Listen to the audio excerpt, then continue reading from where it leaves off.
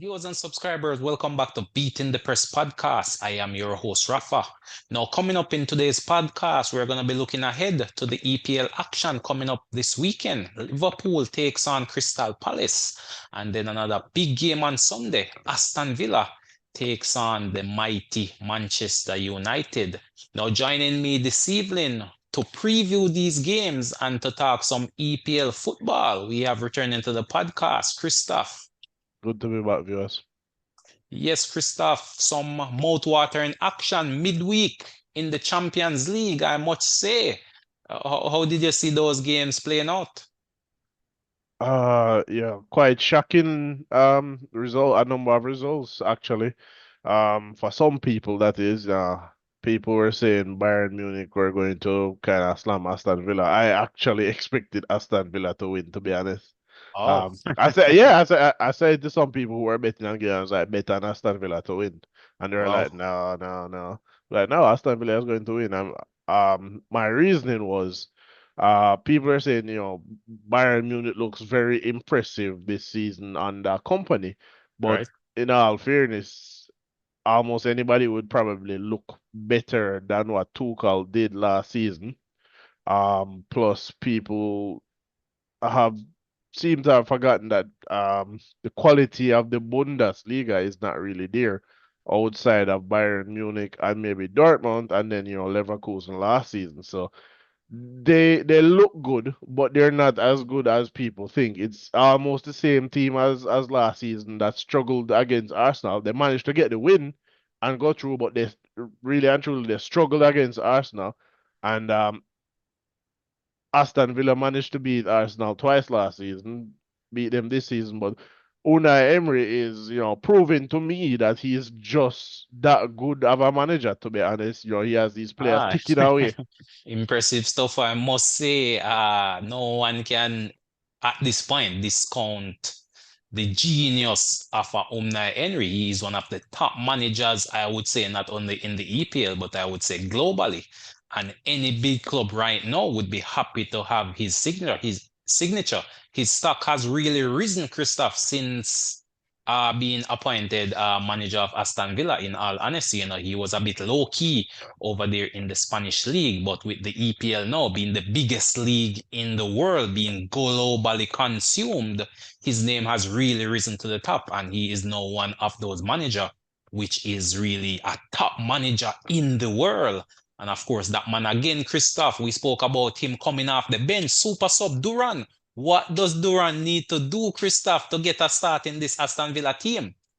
Um, I don't think there's much more that he could really do to get a start aside from maybe getting a hat trick off the bench or something like that. But in all honesty, Um, sometimes a player's role is as a super sub. To be fair, is not necessary. I mean, the player will probably definitely want to start to play, For but sure, every player wants to start. sometimes you need a difference maker off the bench.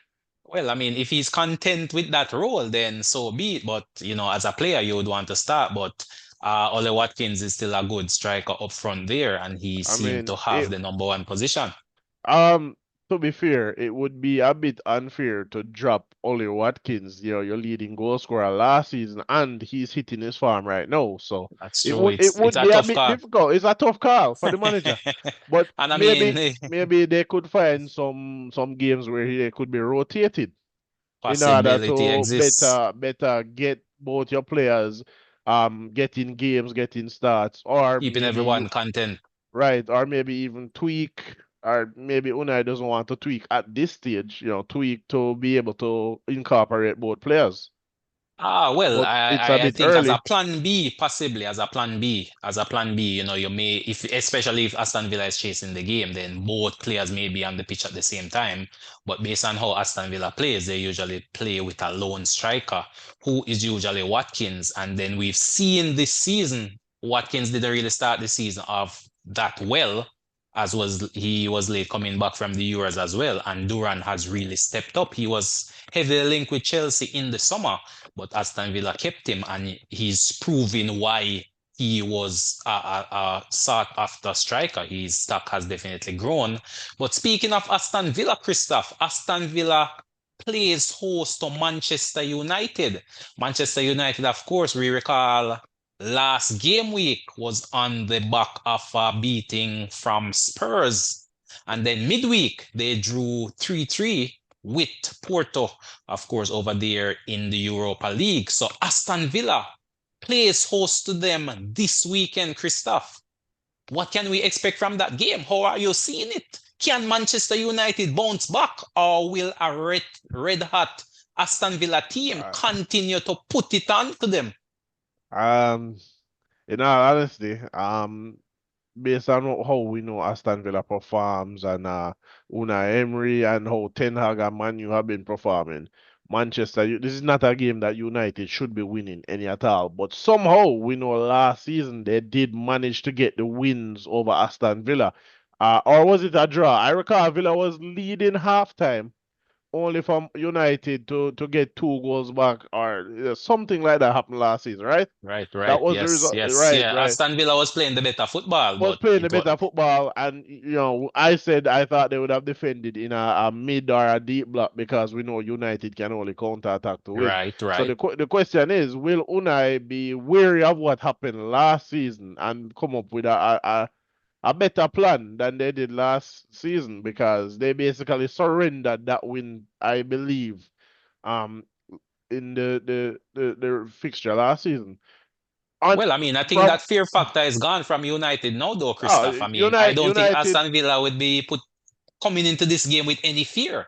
I No, mean, no, it's not. especially on the back of beating a juggernaut No, such as it's Bayern not. Munich. It's not the fear. We know United can only play on the counter attack, so Right, right. we're expecting Aston Villa to really dominate them, right? Especially at home.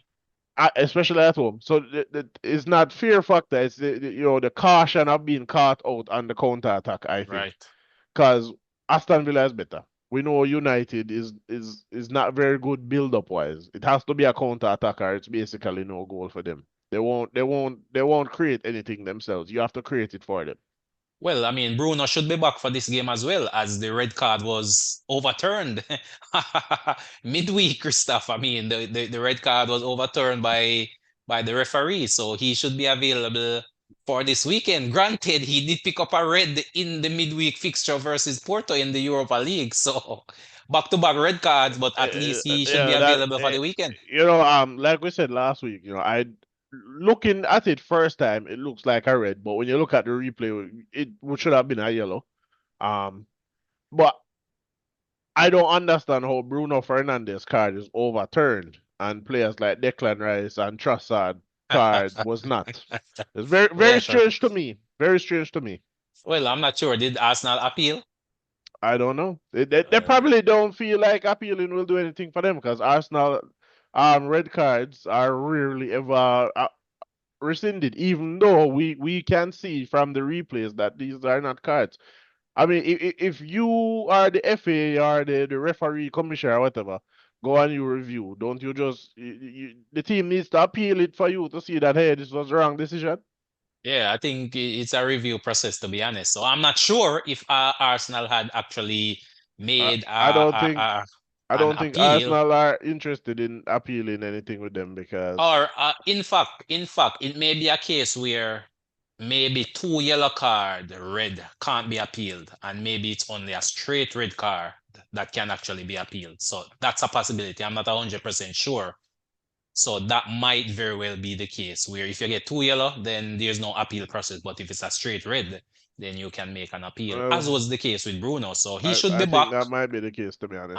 and Manchester United should have a fairly strong team to choose their starting 11 from. Highland started in the Europa League as well and was on the score sheet. So in terms of attacking players, Christoph, Manchester United definitely have a wealth of players to choose from. But can Eric Ten Hag get the right formula? Can he select the right team that will get a win over this Aston Villa team, who is in red hot form on the back of beating Bayern Munich as well? So that is indeed the question. But of course, you clearly outlined that Manchester United should be coming to look to play on the counter.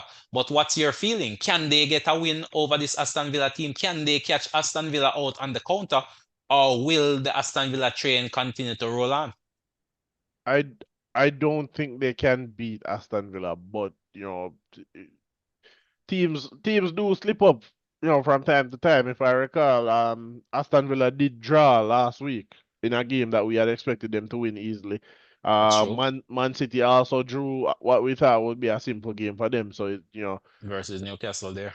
Aston Villa should be winning 2-0 in my opinion, but anything is possible on the day. Man United might show up. Ah, yeah, they have been up and down, up and down. So But yeah.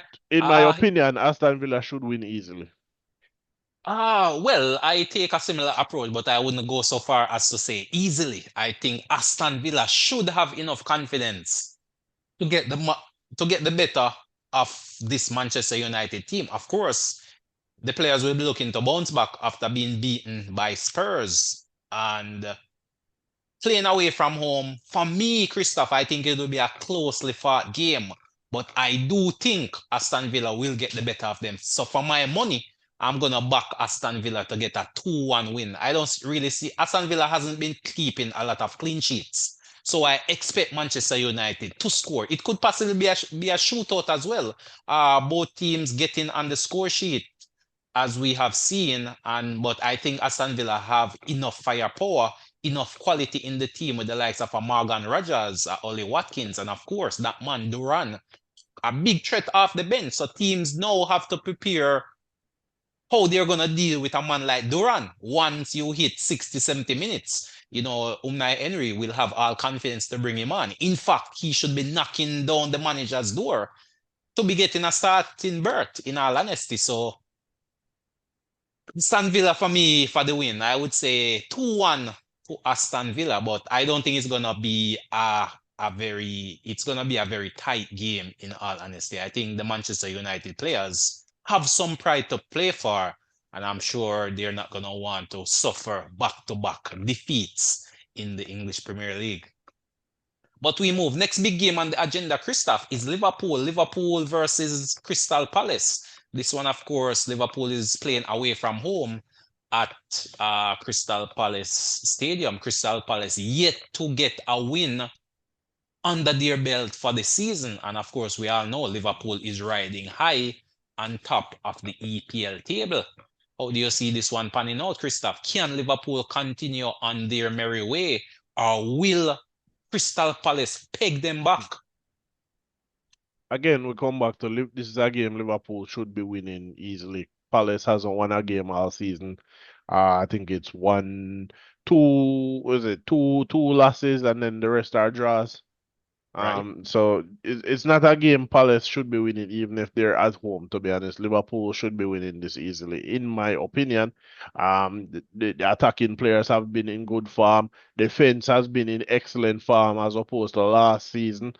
The Well, they're the midfield is top defense in the league currently, Christoph. the midfield, Gravenberch is looking very good. So I, You I Gravenberch look like player of the season, early contender for player of the season, in all honesty. early contender. It's not yet time. In my opinion, so far, if player of the season was to be awarded at this very moment, it would probably be Cole Palmer, to be honest. Well, At well, this I very mean, moment, but well, the thing is, there's these still two a long players play season. two different positions, in all honesty. Yeah, Gravenberch is more the sitting midfield who but we dictates the pace of the game. we know that player of the season often goes to more attacking Well, players. that's true. That you're correct. You're correct. And of course, the statistics are examined, the goal, the assist. But Gravenberch is really bringing the intangibles to that Liverpool team. That dirty work which needs to be done in that midfield in order for the attacking players to get that end product. And he has been doing a tremendous job. In all honesty, he has been one of the standout players for me, and part of the reason that this Liverpool team is leading the league currently. You could not ask for a better start. And the fixture schedule will turn for Liverpool shortly, where a bit more difficult games are coming up.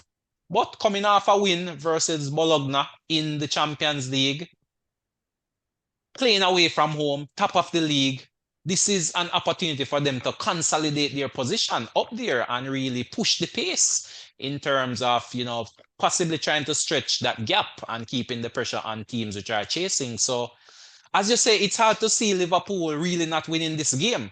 And of course, psychologically, I'm sure Crystal Palace will be eager to get a win under their belt. So they should be coming out and trying to play some football rather than sitting back and being rather defensive. And I think that will play into the hands of Liverpool. You know, I think it's more difficult for a Liverpool team to really play if teams are sitting in a low block and not really coming out. But Crystal Palace being at home, the fans will be looking to push them forward, and that might open up gaps for the likes of a Salah, Diaz, or even Jota to exploit. So it's hard to see beyond a Liverpool win. I don't think it will be a big scoreline, however.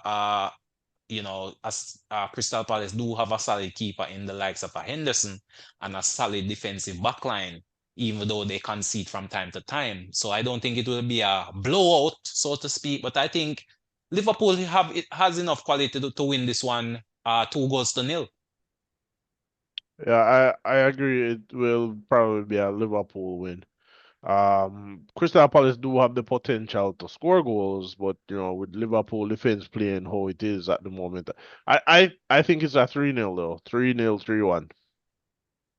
3-0, 3-1. Yeah, I can see those score lines as well, to be honest. Crystal Palace do have some good attacking players. Mateta, Eze, Eze. who should probably be their biggest threat. So chances are if you can keep Eze quiet, then you may very well pretty much lock down this Crystal Palace team from an attacking perspective. Much of their play goes through the likes of a Eze. It's hard to see anyone else really influencing the game that heavily outside of a Eze or a Mateta. So those are the two danger men. So if you can keep those players quiet, then Liverpool should take one step closer to a victory. But I guess we both agree that this should be a routine win for Liverpool.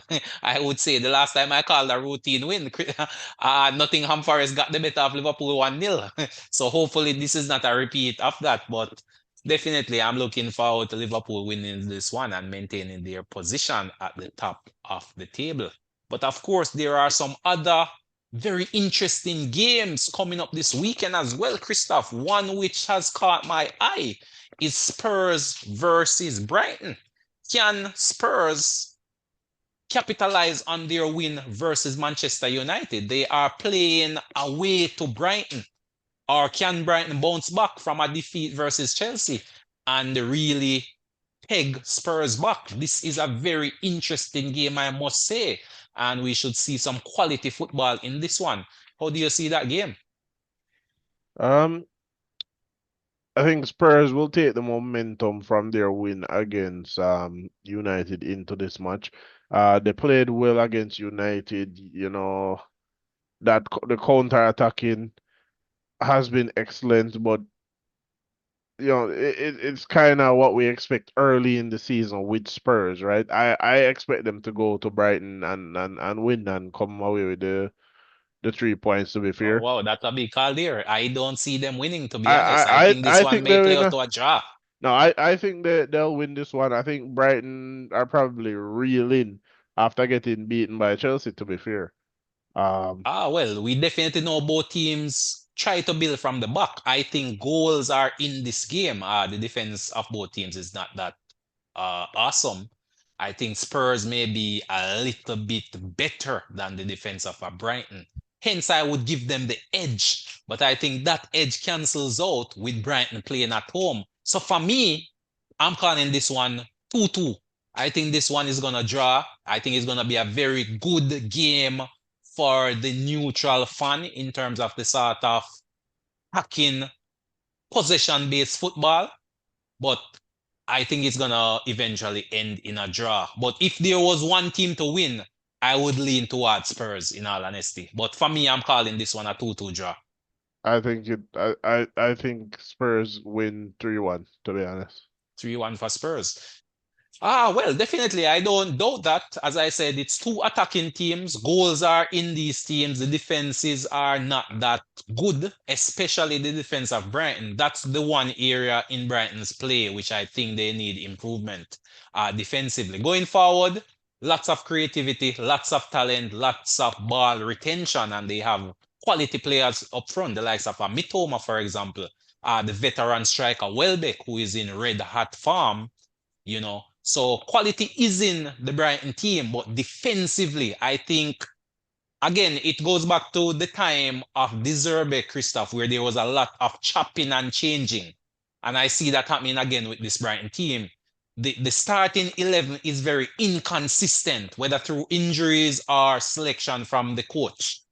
I think in order for you to see the best out of Brighton, you need a consistent starting 11, much like Arsenal. Pretty much you can close your eyes right now, Christoph, and pick that Arsenal 11, which you know is going to play game in, game out. Right now, you can't do that for Brighton. So I think finding that settled 11 who can develop, build some chemistry, build some momentum, I think that is what will bring success to Brighton. But until then, we'll continue to see a chopping and changing, and we may see some indifferent results going forward, which is why I would give the edge if there was to be a winner to Spurs, because to me, Spurs is a more solid team, a more predictable 11, which you can pick from. Maybe a change here or there, but generally speaking, maybe you can select 9 players out of the 11 for Spurs without too much question.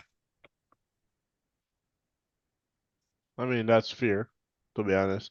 I mean, some of these players that we know, they performed well last season. We know Son has been a staple of Spurs for a very long time. So, um, for the most part, we can pick those players. Right? Um, I don't know, but I just can't look past Spurs for this one. I think they'll be carrying that momentum into this game.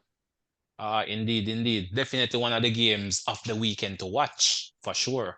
But then, of course, we have Arsenal, Christoph, takes on Southampton.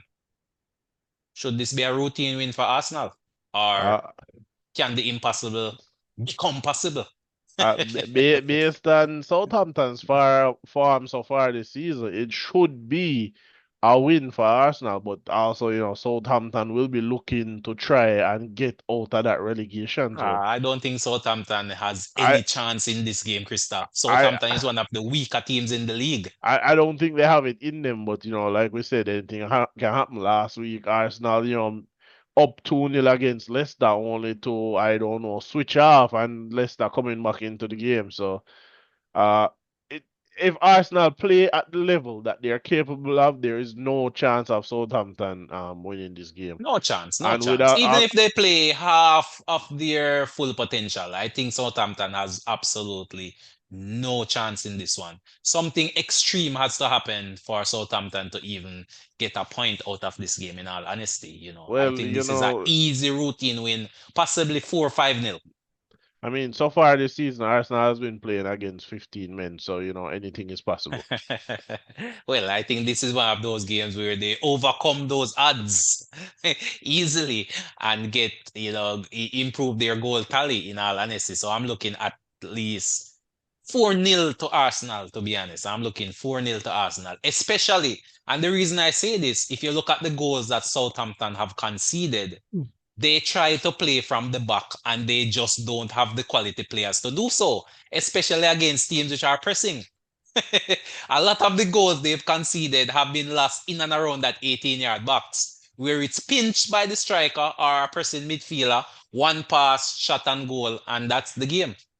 And it happened time and time again, but they persist with this sort of play. And Arsenal is one of the better defensive teams in the league, especially when they high press opponents. So I expect Arsenal to pinch at least 2-3 goals just from their pressing activity. And then, of course, breaking down Southampton, it may yield another 1 or 2 goals. So to me, I'm looking at 4-0, 5-0 for this one. Right. Such are these things, such are these things. But we move. Yeah, I don't think Southampton would have marked this game against Arsenal to get anything out of. If they got anything, then it would be a bonus. These are not the games which are going to determine Southampton's future. It's when they play against teams in and around them, teams which are closer to their level that that may determine their future, but not versus the Arsenal, Liverpool, and Man City, in all honesty. But then we have Brentford versus Wolves. Brentford versus Wolves. This to me should be another tricky encounter. I agree. That's is a interesting match, difficult to call.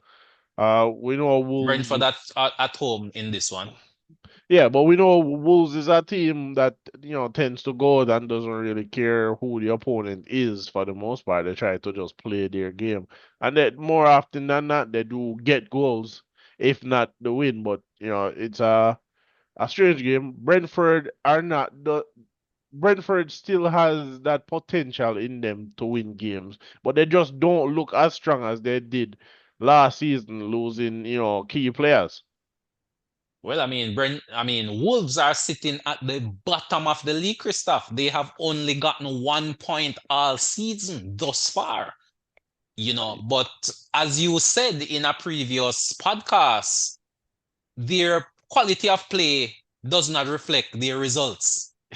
Right. you know, it's possible that they're playing better than where they are in the table, but the luck of the draw is just against them. Can their luck turn versus Brentford, who haven't been off to a bad start? They've been hit with some injuries, but they have Uh, managed to consolidate. And uh, of course, that early goal, Christoph, again, that Brentford, early goal again, they scored in the second minute.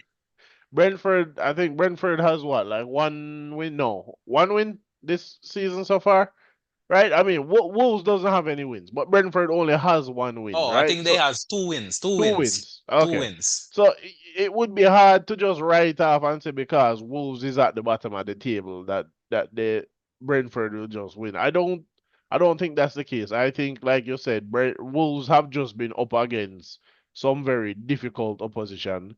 What was it? Opening day against Arsenal, right? That's Right? not a They game. face Liverpool as well. Liverpool. Who else did they play? I think they Chelsea. might, right? No, opening day Chelsea. was Chelsea. They got 6-2. Um, they drew with Nottingham Forest 1-1. They lost to Newcastle 2-1, and Newcastle was just digging out results Right. early Yes, early. yes, yes. They lost to Aston Villa 3-1 and lost to Liverpool 2-1, and we know they lost to Arsenal, right? These are all, aside from probably Nottingham Forest, these were all difficult games for them. I agree. I agree. So I think coming up against Brentford will be a more even game for them, and we could see them coming away with the result. The possibility exists. Definitely the possibility exists. But confidence is a hell of a thing as well, Christoph. Even though you're coming up against quality opponent, as you've outlined, top teams, Aston Villa, Liverpool, Chelsea. These are teams which are firing on all cylinders early in the season, and they have all faced Wolves. But sometimes the confidence drains when you look at the Sometimes, table. yeah, but I mean, these are not teams that are top of the table. They're not top four, top five, or whatever. So they are more used to these patches of play where they know they're going to drop points. It's Right, not right. like if a Man City lost 4 games in a row, then those teams are going to have some big confidence drop. It's a team that knows how to play in the bottom half of the table. They are used to dropping points Yeah, against so these big technically, this is one of those games they would have highlighted on their schedule. and say, all right, this is where we can start picking up some points. Ah, that is it. That is it. But can they do it? Is the question. Can And Wolves that pick up can points they do it versus Brentford? again? It's dicey. It's dicey. It's very dicey in all honesty, because I think Brentford has enough uh quality to really get the better of this Wolves team. But as you said, it should be a closer game. It should be a more evenly contested game. But with the luck that Wolves has had thus far, it would take a brave man to bet against Brentford in all honesty. So for me, I'm gonna back Brentford to win this one, 2 goals to 1. I'm I going 2-1 to Brentford. on paper, I think it's a draw on paper, but again, it's one of those games that could go anywhere I at the agree. moment. Any of the three results could play, to be And honest. yeah, Any three any of results. the three results could play in It this could be one. a Brentford win, it could be a Wolves win, and as you say, it could be a draw. But for my money, I'm gonna back Thomas Frank, especially at home. Being at home, I think, gives them a slight psychological advantage, when compared to Wolves, and especially if they can get that early goal, which they've been getting all season thus far.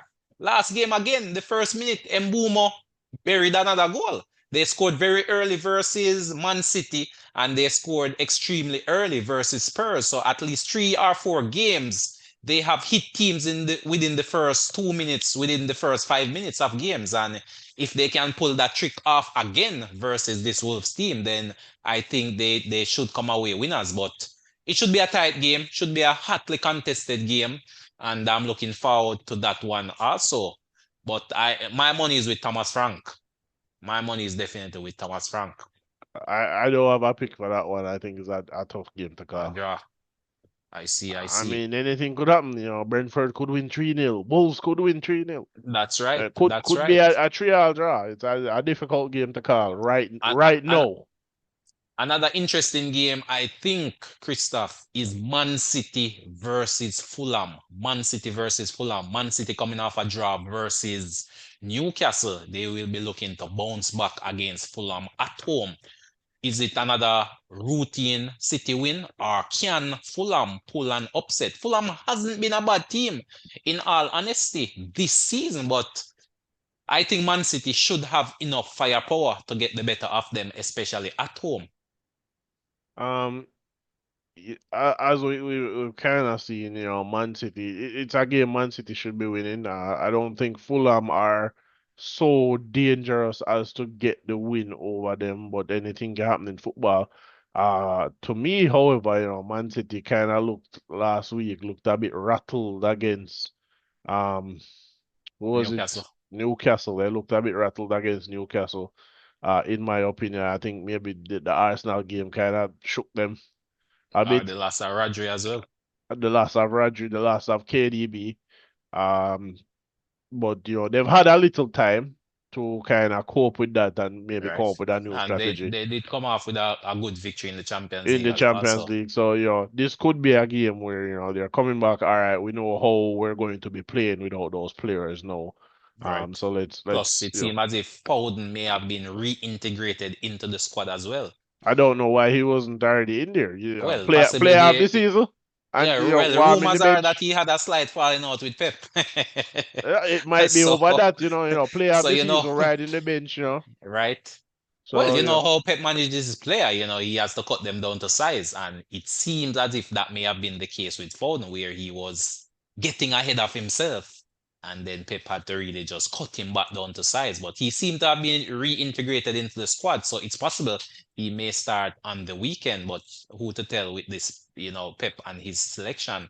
But for me, I think Man City should get the better of Fulham. I think possibly, I would say 3-0. I think Fulham, this current Fulham team seems to have some goals in them. So if I even say Man City to win, I would say 3-1. Oh, so you're looking at both teams to score then. Yeah, I think, like I said, Fulham is playing well so far this season. The new additions have been combining well. Those former Arsenal players are combining well and playing well for Fulham at the moment. I think they have at least a goal in them. Ah, interesting call there. Interesting call. Then we come to Everton versus Newcastle. I must say, Christoph, that this weekend have really thrown up a number of very interesting fixtures. These results this weekend should tell us a lot about how the season will progress. Which teams are really rising to the top? Are those teams which have that fight in them, in all honesty, because these games are all games which I think should be hotly contested. This is another typical example: Everton versus Newcastle. How do you see that game? Um, so we know Everton hasn't been great so far this Right, season, but they but did pull off a win in their last game they did pull off a win, right? versus Crystal Palace, Right. But Crystal Palace hasn't been good so far this season, right? which is So it's hard to really gauge Everton, and Newcastle, I think, has been performing above themselves well, I think so their far. results. I There don't is think Newcastle have been performing very well, but they have been grinding there out is some results. the results The have been results doesn't above the reflect the quality performance. of their Right, performance, right. The result does not reflect the quality of the performance that we saw from Newcastle so far this season. They did manage a draw against right? Man City, and we Which was have a seen them surprise. we've seen them grind out Grind out some wins wins. in some games that they should have They lost shouldn't today. have. Exactly, exactly. I recall Fulham, the Fulham game, even the first game where they were down to 10 men versus Southampton. And of course, Wolves also, that Wolves games, Wolves should have buried them. But as you said, they grind out some wins. And sometimes, as I said, sometimes you perform well and don't get the points, and then oftentimes you don't perform so well and you get the points. And I think that has been the case with Newcastle, where they haven't performed at their optimum, but they have been grinding out some points. But this is a very interesting fixture, I must say. On paper, it's a very close game. In all honesty, I believe Newcastle should have the advantage in terms of quality, but I'm not gonna count this Everton team out, to be honest. So for me, I'm gonna go with Everton 1-0, Christoph. Hey, I don't know, to be honest. I don't know how to call that one. It's again, like before, this is one of those games that could go either way. Last season Everton came 15th, right? They had like what, 40 points, but Everton also had a 10-point reduction. Had they Right, not got that 10 exactly. point reduction, they would have come 10th in the season. And possibly with the psychological advantage of their position in the league, possibly more as well. Right. So So for Sean me, Dyche is doing a fantastic job over there. Hence the reason I'm backing them to win this one, yeah, 1-0. I think for me, difficult to call. I don't know.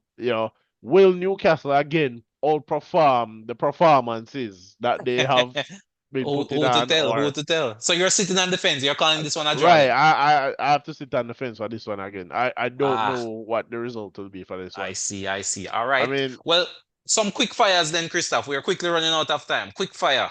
right, Chelsea, Forest. Chelsea Chelsea, 2-0, Forest, Chelsea, 2-0. 2-0, double from Cole Palmer. Double from Cole Palmer. West Ham, Ipswich. West Ham West Ham. 2-1. And final one here is Leicester, Bournemouth. Mm, mm. That's a bit difficult. Bournemouth have lost the last three, I I think. think Bournemouth will win this one, to be You think? honest. Yeah, I think Bournemouth. Yeah, I think Bournemouth is the opposite of Newcastle, where they've been performing well, but just haven't gotten the results to show. So I think this is a game that they should win, and they should win by scoring multiple goals. So for me, I'm gonna call this one 3-1. Bournemouth to win 3-1. Bournemouth 2 and 3 goals to 1. Bournemouth what? Won the last game, lost the two before, then win draw. I feel like Leicester has performed well, but has not been getting the results, probably. I I feel like this is one of those games I need to sit on the fence again. I don't know. I don't know. All right, well, you're on the I fence this week, Christoph. You're on. I for me, I like Leicester. I feel like they are a threat, right? They proved it last week against Arsenal that they have goals in them. They can dig out goals, right? So I think I will go with Leicester to win 3-1. 3-1 to Leicester. Well, Or thanks no, sorry, again. 3-2. Well, 3-2. 3-2. Well, that's all the time we have, Christoph. We are quickly running out of time. Viewers and subscribers, thanks again for tuning in to us. But until next time, this is Rafa signing off.